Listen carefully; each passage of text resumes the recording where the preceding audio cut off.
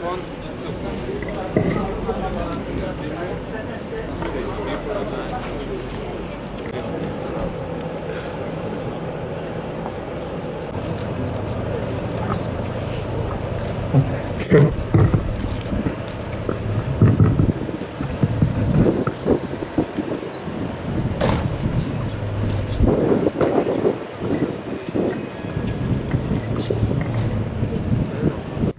Elhamdülillahi Rabbil alemin.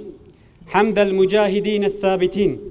Elhamdülillahi Rabbil alemin. Nasiril mücahidin ve mudillil mustekbirin. Resulina Muhammedinil mücahidil şehid ve ala alihi ve sahbihi ve men cahede cihade. Her zaman yaptığımız Gazze'nin sesi olmak adına basın açıklamalarını yapmak hem de Yahya Sinvar'ın şehadetini duyurmak adına bugün burada toplanmış bulunmaktayız. Bugün Filistin direnişinin onurlu öncülerinden biri olan Yahya Sinvar'ın şehadeti haberiyle büyük bir heyecan içerisindeyiz. Yahya Sinvar, zalim İsrail rejimine karşı onurlu bir direnişin simgesi olmuş, ömrünü onurlu Filistin halkının özgürlüğüne adamış bir kahramandı.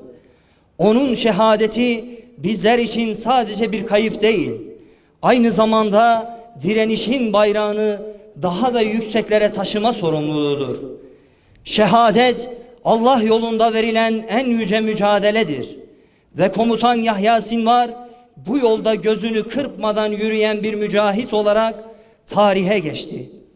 Komutan Yahya Sinvar, şehit gibi yaşıyordu. Ve elhamdülillah, şehadete Rabbimizin izniyle her zaman arzulamayı istemiş ve ulaşmıştır. Bizler üniversite gençleri olarak dün olduğu gibi bugün de Filistin ve Gazze direnişinin başarıya ulaşması için her zamankinden daha çok çalışmaya, gayret etmeye devam edeceğiz.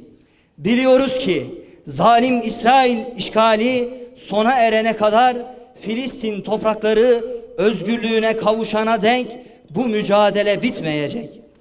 Siyonist işgal rejiminin yaptığı zulümlere ve insanlık dışı saldırılara karşı sessiz kalmayacağız. Her birimiz bu zulmün son bulması için üzerimize düşen görev ve sorumluluğu yerine getirmek mecburiyetindeyiz. Zalimlerin hesap vereceği günler yakındır biiznillah.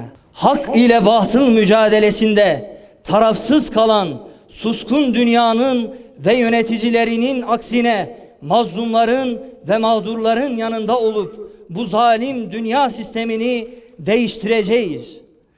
İsrail terör örgütü Amerikan ve Batı'nın desteğiyle son bir yıldır Gazze'de soykırım gerçekleştiriyor. 45 bine yakın insanı acımasızca tüm dünyanın gözü önünde katletti. Direnişinin liderlerinden Şeyh Ahmet Yasin'i, Mervan İsa'yı, Salih Aruri, İsmail Heniye'yi ve son olarak Hamas lideri Yahya Sinvar'ı şehit etmiş olabilir. Bununla direnişi yok edeceğini dahi düşünebilir. Ama unuttukları bir nokta var ki her şehadet binlerce mücahidi yetiştirip Allah'ın izniyle bizleri zafere bir adım daha yaklaştıracaktır. Bu yolda tüm şehitlerimizin döktüğü kan bizim için birer meşale, bize güç ve cesaret veren kutlu bir nişanedir. Elhamdülillah her şehadet onur, gurur ve direniş aşkı vermektedir.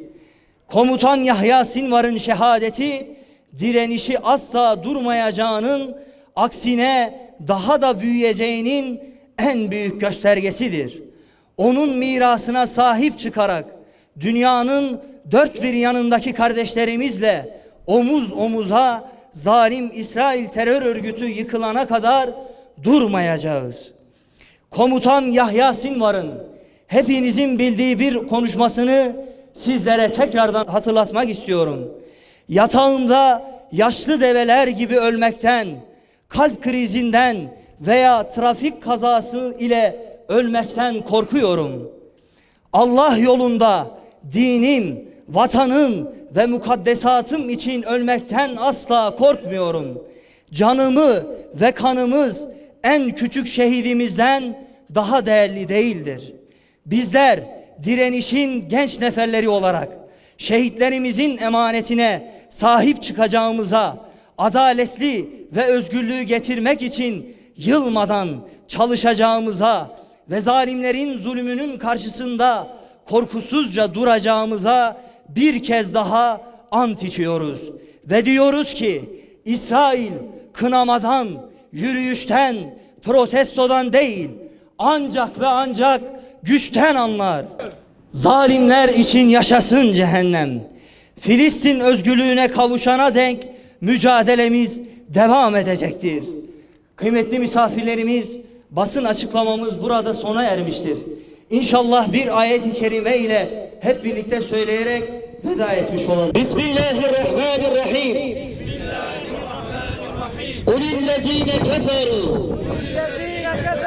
سَتُغْلَبُونَ وَتُحْشَرُونَ إِلَى جَهَنَّمْ إِلَى جَهَنَّمْ إِلَى جَهَنَّمْ De ki, ey kafirler, yenileceksiniz ve toplanıp cehenneme sürüleceksiniz.